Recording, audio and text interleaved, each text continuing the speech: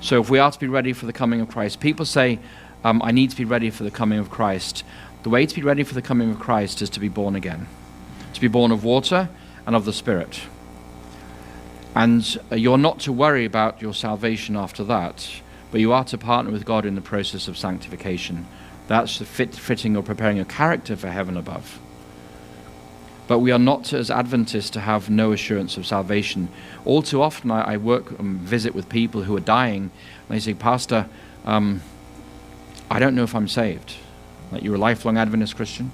I don't know if I'm saved. Why don't you know that I'm saved? Well, Pastor, I led a really bad life. I said, yeah, you did. Yeah, you're a rotten sinner. You led a really bad life. God will not save a rotten sinner just like you. They look really depressed, even more depressed.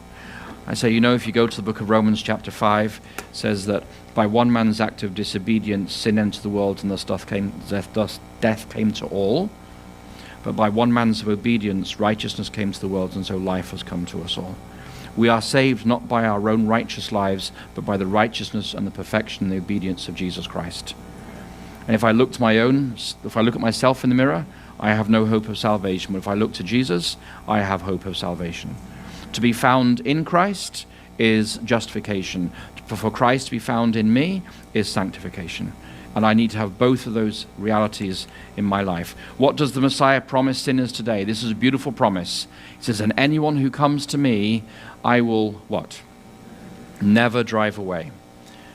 Have you noticed in the Gospels, Jesus never fired a disciple? Not once. He never disfellowshipped anybody.